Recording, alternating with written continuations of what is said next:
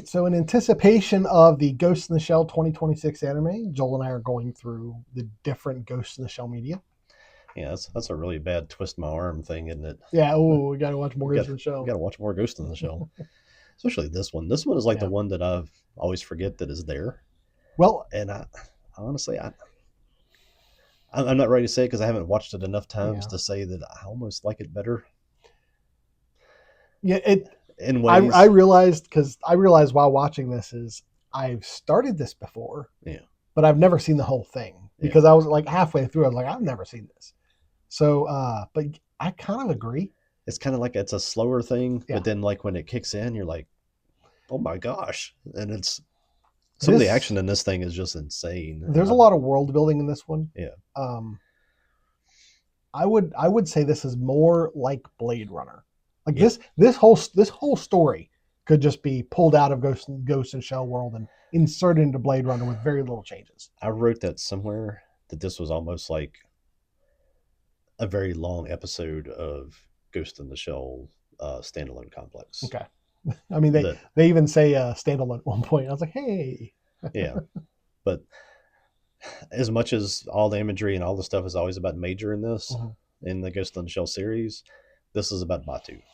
Major Loons.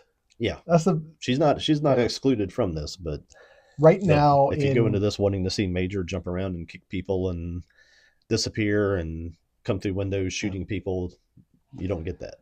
last week we spoke about God of War, Yeah, and there's a new God of War that had been announced, yeah. based, and the character in that is going to be Kratos's dead giant wife, uh, Jotun or whatever they're called, Faye, or his giant wife, right? Deuce I Bigelow mean, she's is it like, just right, that's a huge yep. behemoth. But yeah, not giant physically. That's just her race. She's a giant.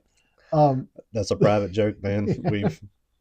My wife has elbowed me I don't know how many times because we'll be somewhere. Most of the time it's not an actual woman, but we'll pass one and I just can't help it, man. It's like that's a huge. But the conversation in the video game world right now is there's a lot of people talking about the idea of whether or not a franchise needs to stick with a character. So like, is God of War Kratos? Like, if Yeah, it's not Kratos, is it God of War? yeah, And in that conversation, one of the things I was considering was like, well, wouldn't that be kind of like Ghost in the Shell without Motoko? Well, this is Ghost in the Shell without Motoko. yeah, That's exactly what this is, which is I find interesting because of the conversations that are happening right now. yeah, But it's good. It is good. Batao is a fantastic character. I love yeah. the guy. He's my favorite part of Yeah, Ghost in the he's great. Shell. So, and this really is my two favorite parts. The other guy's Togusa. Uh-huh. And you said before Togusa was your He's favorite really character more in the my original. favorite because of the series, Mm-hmm. because they really develop him more there. He doesn't. He's kind of the sidekick in this, but it's not very fleshed out. Not a lot of character building with him. It's Yeah. just kind of like he's there. This is supposed to take place in the far distant future of 2032, Right. Far distant future. and it's 3 years after Major disappeared in the Mm-hmm. first movie. Is the timeline of all this? Now, one of the things that I was kind of taken aback by is they talk about Major earlier in the film, and they talk about how she had so many cybernetic parts replaced that she was like completely cyborg. Yeah, So I always thought that Motoko was just like a brain inserted into an android, but this spoke about her like she was a human that got all of her different parts replaced, kind of like a ship of Theseus situation. yeah, yeah. I mean, the I guess that lore is kind of different in two different pieces of Ghost in the Shell properties. Yeah. Where one she was extracted from a dying mother and put into a cybernetic body, and the other that she was a child that was hurt very badly in a crash with her parents, and then they rescued what they could rescue of her. And I guess as if any of the other missions and things that she does or anything like what happens in the movie, she's not afraid to tear herself up. So I would guess as that progressed, maybe from her inception, that you would be replacing. Yeah, she definitely doesn't have any. She doesn't have any attachment to her physical body at No, all. no, At all. no. Because I mean, I guess that's the whole thing with that Yeah. whole. You can, I guess when they at the end of the first movie when they have the other guy's consciousness in that other thing. They're trying to shoot it in the head. I guess if they actually succeeded in that, it would have eliminated it. Yeah. Because it was. Well, one of the things that in this kind of media, which I'm not sure if it's going to play out in actual reality, Yeah. is it treats a consciousness as if it can't be copied. Like it's like in the original Ghost in the Shell, what's it called, Puppet Master would go from one system to another, but it's not like it could. I don't think it could copy itself. It was a contained program. Well, they kind of branch out on that in this. We'll get to that. But Yeah, you're right. They do. yeah. Yeah. Section 9 is investigating in this one the deaths by gynoids or Gynoids.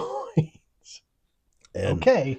Gynoids are basically a companion robot, sex or robots. sex robot. Yeah. So I guess they could have come up with a better name for that. Gynoid. Come on. Yeah. I mean, are there male gynoids? I would assume they're all female. Yeah, I guess that would be your market for the most part, but I don't want to go down that road. It's coming. In 10 years time. Yeah. We're gonna see a lot of these fictional situations played out in real life in the next 10 years. But I guess we got Section 9 because they're kind of more of an international crime and terrorist organization or anti-terrorist organization. The gynoid had a legal ghost, and they were suspecting that it was being dubbed artificially, which is illegal. Yeah. You get to the death of Jack Walkson, I think I'm saying that right, who was an employee of Locus Solus. And he was killed kind of in a return kill by the Yakuza, whose boss was killed by one of these gynoids. And it was really, there's a series of these like deaths. It starts off with the gynoids killing people. Yeah. The series of deaths of kind of high dollar important people in some realm, whether it's the crime world or the corporate world, getting killed by these things. So it's not like everybody has one. It's kind of more of a rich thing.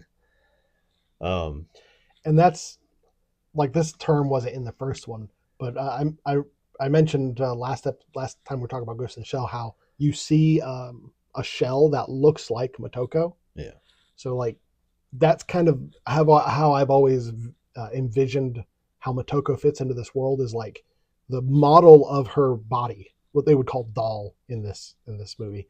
Her doll is a gynoid. It's used for just like pleasure and stuff like that. Yeah. But they repurposed it to be, and like, like a hot rod, they've tweaked it to be more powerful, and they've repurposed it to be turned her into an a agent. Tank. But yeah, this Watson guy gets killed by the Yakuza because their boss was killed. They task Batu and Togusa. Togusa is the least altered, least cybernetically altered. He was in the first one. He was kind of treated as he's the one that's not a cyborg.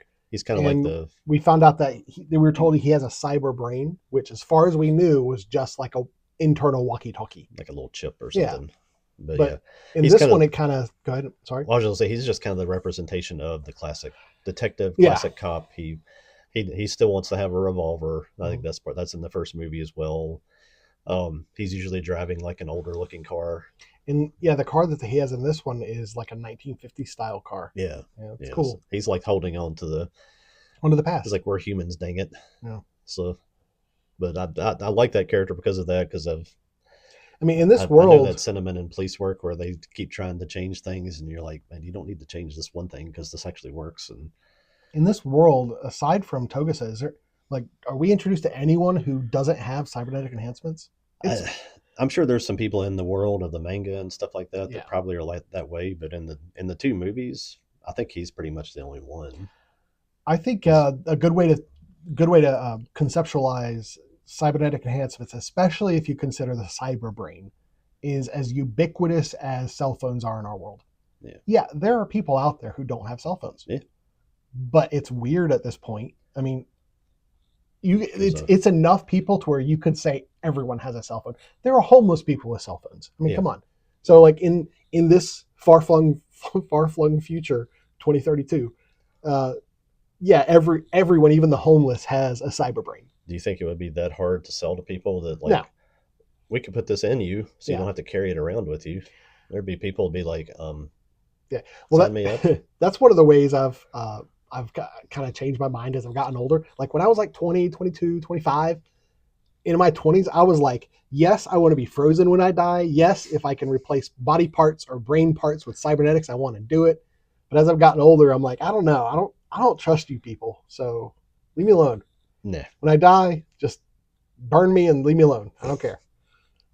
I'm still working out whether or not I want to be like made into a firework and shot at somebody or not. But I'm probably drifting further away from that than I used to be.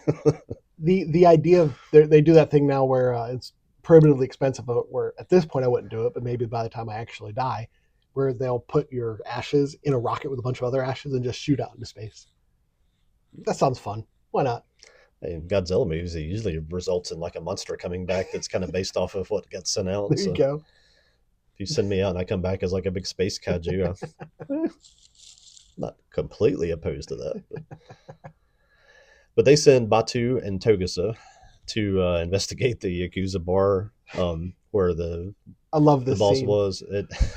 They're like, we're just gonna go in and talk. Togus is He comes in Batu with, has like he brings the gun. He's like putting it in the what do you trunk. call that thing? Is it like a saw? Yeah. It's what replaced the M60 in the military. He I comes don't know with the name that. of it. Yeah. It's just like it's a light heavy machine gun Yeah. that you would use to. But you're the guy To, who's laying down cover and fire for an entire unit of infantry. to, He's just Togusa says, "Oh, just only if necessary." yeah, He's like, don't don't don't shoot anybody. Don't open fire unless it's absolutely necessary. he comes through the door with his giant machine gun, and of course the Yakuza responds the Yeah. way you think they would, and Well, I love the visualization of like he's like don't shoot unless absolutely necessary, and then it has like a good 10 seconds in the scene where the Yakuza guys are kind of like looking at him yeah. and they're just kind of waiting, and they stand up, and then he mows them down. It's great. That's one of the two action scenes in this thing that I was just like, man, I didn't remember this movie that well. And it's like this is great, but I definitely there's not a lot of movies where I'll watch it and be like I need to watch this again, and this is one of those films. Like after I watched it, I was like, I know I missed some stuff. I have to watch this again at some yeah, point. yeah, I've pulled it out and got it here. We've got our movies up here, got it back in the forefront so that I can throw it back in myself because Yeah. I'm kind of the same way. He kills them and he kills the cyborg that killed the Walkson guy, and he finds the new Yakuza boss who admits that they were involved with this Locus Solus company. Didn't really know how. He just sort of points them in that direction.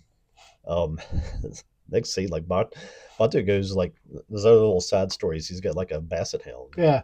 Is it a real dog or It's not? a real dog. They ask him if it's a clone. I don't even think it's a clone. Okay. I think it's supposed to be. And this is kind of where I was like, oh, it's kind of like a Blade Runner world, where this is like a natural dog, and it's weird that they has a natural dog because they're really expensive. Yeah, but he's going shopping He for has the specific dog food for he the dog likes. food that he Yeah. wants to get for the dog, and like he gets hacked in retaliation for this attack on the Yakuza. He thinks that he's actually seeing that he was attacked by the Mhm. people in the store, and it wasn't. He actually shot himself, and he almost like Shot himself 4 times in the arm. he was getting ready to kill the clerk, and Yeah. it wasn't Togusa, it was the other guy, the guy who's Yeah. always in the van. With a beard.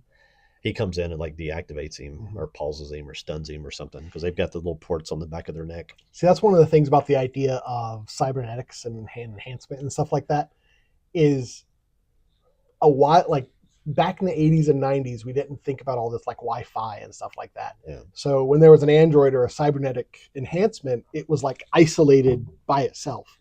But this was made in the early 2000s where Wi-Fi started being a thing, where it's like, yeah, okay, well, when cybernetics happens, you're all going to be connected to the internet all the time, and like this kind of stuff We could don't theoretically we don't happen. have a Ring doorbell or any cameras Yeah. or anything in our house because I'm like I'm not having a situation where even if they're guaranteeing me that it can't happen, it's like Target guarantees that it won't happen, and they break into Target's database all the time and steal information. And I'm like, I'm not going to have somebody break into the cameras of my house and watch me. That's Did you weird. hear about what happened with those Meta glasses? Not really. So do you know about the Meta glasses? Yeah. Okay. Yeah. So apparently they've been paying, like in some foreign country, they've been paying a company where people are just watching all this video, like private video that these meta glasses are recording, and they're farming it for data to train the AI on.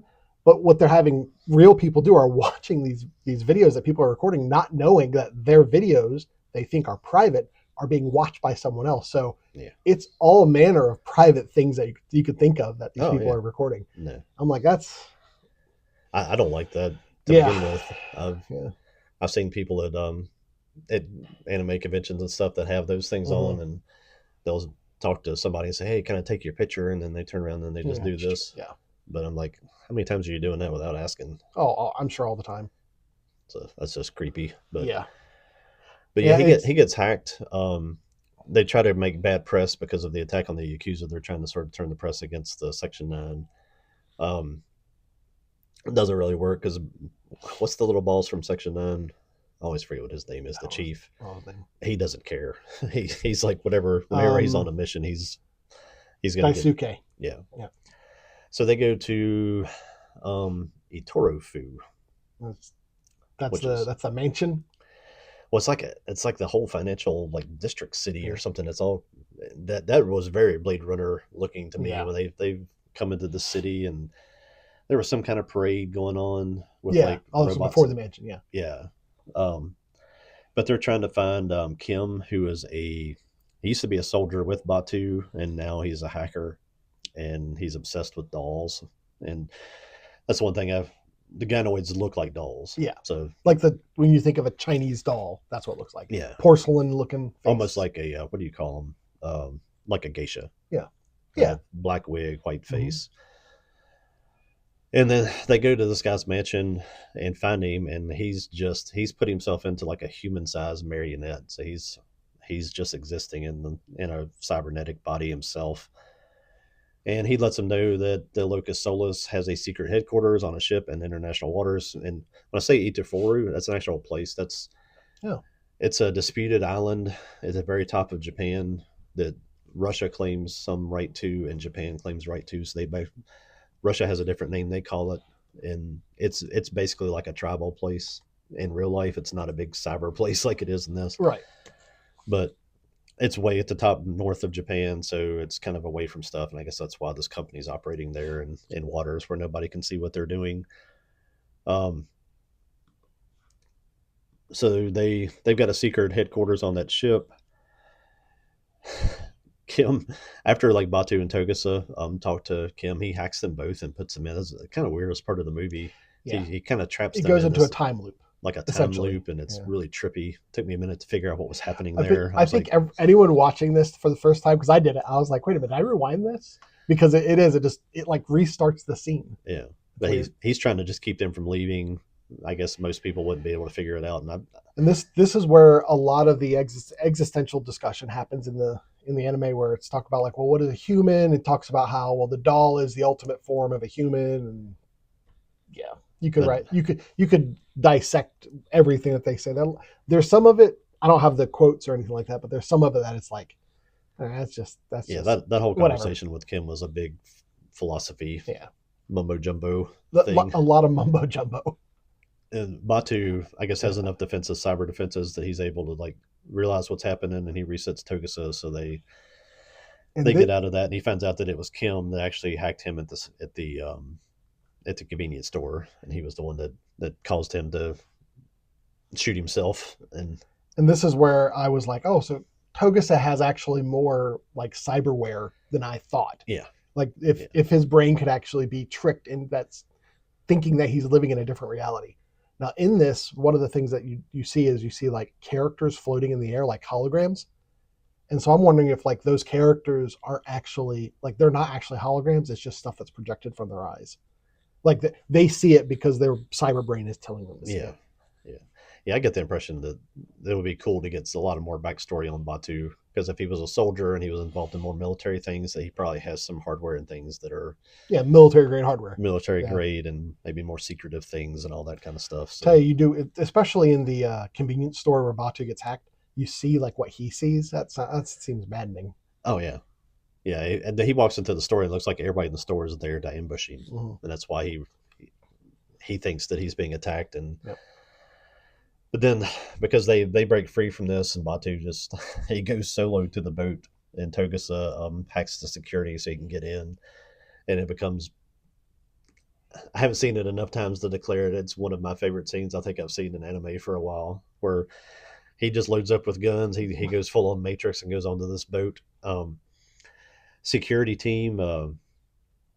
Where was it there? Yeah, the Locust Solus releases a virus Mhm. because they know that they realize that they get hacked by Togusa. It fries Kim's brains. It kind of like kills him, cuts off, destroys any information trail that they would have had through him. And it also loads like a weapon. It loads a virus into all the gynoids that are on the ship. There's hundreds of them, and just weaponizes them. So they all just start dropping down out of their containers to go attack Batu. And Batu fights. I mean, he's just slaughtering these things. Um, Fights till he's about to be overwhelmed. I mean, there's just he can't. He doesn't have enough ammo to get them Yeah, all. And then Major takes control of one of them one of them. and just drops in behind Yeah. him and identifies herself to him. He gives her a gun, and she kind of bails him out there. They don't still haven't beat. They have to keep fighting their way back to. They get to a station where there's like a big portal thing they open, or a big access point. Yeah, Major's kind of treated as a MacGuffin in this. Yeah, They were like, "Oh, crap's hit the fan. Yeah, bring Major in." yeah, yeah. Well, she spoke to, or at least he thought he heard her. So I think she Yeah, actually did speak to him at the convenience store. yeah. Listening to the ghost at one point, he talks about that. Yeah. Yeah, But then she gets into this like little access point, and she hacks in, takes a minute. He's sitting there just like they're in a like a little corridor, and he's just stacking up gynoid bodies as they're coming at him. She finally gets them all shut down. Um, that's because then she like jacks into the computer of the yeah, system, and whatever that little access point yeah. was thing that they pulled out. I found it interesting how they had when she was first pulling the access point out, they had a little like, oh look, her arms are straining. It's like, you got to have that. You got to have that. Yeah, they almost ripped her. I Yeah, think she did damage like her shoulder or arm or probably. something. Yeah, Um, they get it shut down. They go deeper into the ship, and they find that the whole thing is that the Yakuza was trafficking young girls to Locus Solus, where they were putting them in containers, and they were dubbing their consciousnesses. copying their ghosts Yeah, essentially. dubbing their consciousness into these robots, into these little gynoid robots. Now they did kind of mention how like when you copy a ghost, it's not a perfect copy. Yeah, Kind of like a copy of a copy kind of situation where every copy you make is not as good as the original. but again, this is 2004, pretty Yeah, much predicting exactly what's going on now, where you're finding out that everybody in power has an obsession with young people. yeah, yeah. The idea that they're copying the ghosts or the consciousness of these young girls into sex robots. Yeah, Yeah, that's uncomfortable. probably 12 to Yeah. 14-year-old looking girls, which, Well, that's definitely one of those things where these kind of things have happened. Like they've been happening in the past 5 years, 10 years or so. It's it's become more mainstream to know about it. yeah, But like back then, I mean, yeah, it, this kind of stuff has always been happening. yeah, And explicitly, these young girls were orphans, yeah, and that goes right into like the child sex trafficking like migrants. and it's where you have these kids and kids specifically, they're easy to disappear. I mean, because they're not as tracked. They don't have as much of a history as adults. And if you got an orphan child, Did you ever watch no The one's Sound of keeping Freedom? no one's keeping track of them. I know of it. I've never watched it. Okay. It's one of those things I don't know whether to even recommend to people. It made me so mad watching Yeah. it, but it was a really good movie. Well, But we've talked before how like I think most of us like to like kind of pretend like we know this stuff is happening, but it's not a part of our lives, so we kind of ignore it. Okay, go on. Hey, I'm gonna watch the newest chicken anime. my team's playing tonight. Right, right. But they free one of these. Anyway, They free one of the girls from the pod, and she explains that Jack Walkson had actually learned what the Locus Solus was doing, mhm. and he knew that if he tried to do anything about it, he would just be killed. So he actually programmed the gynoids to kill their owners, so that the police would have to get involved because they would take out some important people and it would draw attention to it. So It was a clever plan. actually, kind of outsmarted Yeah. the Yakuza and the greedy evil corporation all in one shot there. Batu Um, kind of fusses at her for a little bit though. yeah. Then Like, what did he say? He was like, it was something about the ghosts, about the ghosts actually being consciousness. Yeah, I I'm don't gonna find that. remember what it was. If he was like, was it that he caused the ghost trauma, or the ghost caused him trauma or Yeah, something something like that. because of I don't remember is that part of exactly, but I know what you're talking about. Yeah, But that's kind of the conclusion of the movie. Then they go back to an apartment, made or no, not the apartment, but his they on a house. rooftop or something. Oh I forget where they are. Where Major is still in the body. Maybe yeah, they haven't left the no, ship. no, there. She lives in the ship. Like in the ship, she's like, I'm out. Okay, She's like, I'm done. so I guess they're having that conversation there. He's still talking with Major. He asks her Yeah, if she's happy, and she doesn't really answer that. She says she'll always be there to have his back, and then she just disconnects out of the body and disappears back into the web. And that's curtain close, isn't it? yeah, that's it. Yeah. Well, you do have a little scene where he goes back to the So go back to house. the house and Yeah, see the dog. and the daughter, because there's a Oh yeah, they sees Togus' yeah, daughter. during like throughout the film, there's kind of a question where Bato's like, how do you even know you have a daughter, and how do you know you're not just imagining, or Yeah, your ghost isn't hallucinating this so essentially? it's kind of a good callback to the first movie because Yeah. the garbage guy Hmm.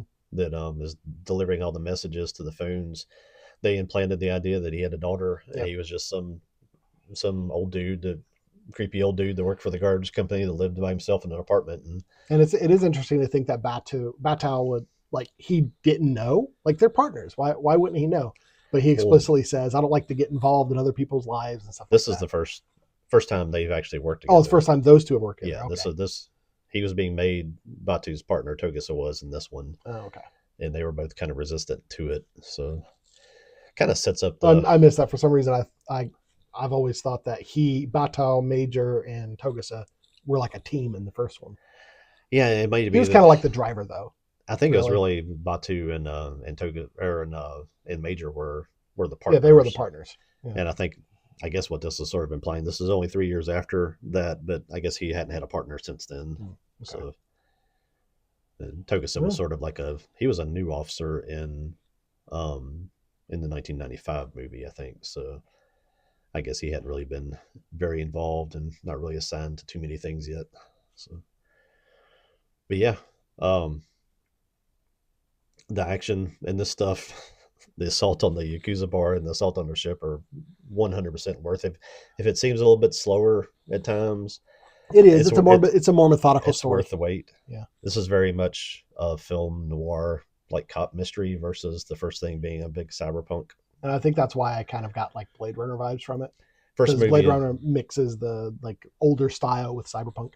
the first movie is definitely more of like an international sort of spy terrorist plot. This is a detective story. Yeah. Um, it's a slower pace. The only part that I would say I didn't, it's not that I didn't even care for it. It does create a slow spot as they get into a deep conversation about what sentience is real and how do you differentiate and all that. And that it's one of those things that's kind of the overarching thing of the whole series. So Yeah. you can't talk about that but so much without kind of just pounding the point is like there's not an answer to that. I mean, there is an answer to it, but it's the you don't want to see it constantly debated on the film. So I feel like they kind of dip their toes into, I guess, pop psychology is what you would call it. It's just where it seems like the questions are deep, but it's really just like surface level. yeah, yeah. No, what It's more to make you talk about it than it is for yeah, yeah. them to try to answer it for you. When So this is just this is let me find it. I pulled it up. There's a lot of good quotes in this. Oh, I must have closed it. Oh goodness. Oh, I'll just do it from my memory. My horror, as horrible as it is, you can send an ass to walk around, but it's not going to come back a horse. yeah, I love that. I love that idea where it's there's a like, couple things he said that I was yeah, thinking I there's some didn't good have anything quotes. by me when I was watching it that I thought about. Man, I should write that down. Yeah, But yeah, um, I think it's every bit as strong as the first movie. Obviously, yeah. it lost money compared to the first one. I think as a product of too much time between them and probably not enough marketing behind it. If Well, most people didn't know that it was a thing here and it only got limited releases here, so in the timeline of Ghost in the Shell media, was there anything in between the original and this one? Because I after don't. this is when like the standalone complex and stuff started coming Yeah, out, right? yeah. I don't think so. Okay. So So yeah, it was probably one of those things where it just wasn't on the minds uh, of the viewer. yeah, and not known to anybody other than hardcore fans of the first one. Yeah. So Oh, here we go. No matter how far a jackass may travel, it will never return as a horse. His downfall came when his reach extended his grasp. This was a quote that I when I heard, I was like, "What? Who can gaze into the mirror without becoming evil? The mirror does not reflect evil, but creates it." Maybe I'd need to think about it more, but that just seems like just garbage to me. mumbo jumbo. What? Mirror creates evil. Yeah. Self-reflection creates evil. Come on. Anyway, this is a Yeah. good movie. Great. Motoko is treated as a MacGuffin, barely in it, but she is in it. Not much to do with her after what you did at the end of the first movies. So No, you have to either she bring her back into some form or she just has to appear like this. she does tell Bato at the end, wherever you jack into the net, I'll be there. Yeah. Which is kind of funny because you don't really jack into the net at this point. Like Yeah. you're always online. Yeah. I kind of saw Motoko as like a good version of Job from Lawnmower Man, because Job goes into cyberspace and he wants to become a god, Yeah. and Motoko kind of goes out into cyberspace. He's like, if you need me, I'll be there. He even calls her an angel at one point. I have an angel over my shoulder. Yep. Yeah. So Yep. that's great. I enjoyed it. I'll definitely watch it again. Yes. Yeah. Go get a copy. Yeah. Yes. It is also. I watched it on Fandango, but I think it's on Netflix. Okay. I think. Anyway, that's Ghost in the Shell 2: Innocence. All right.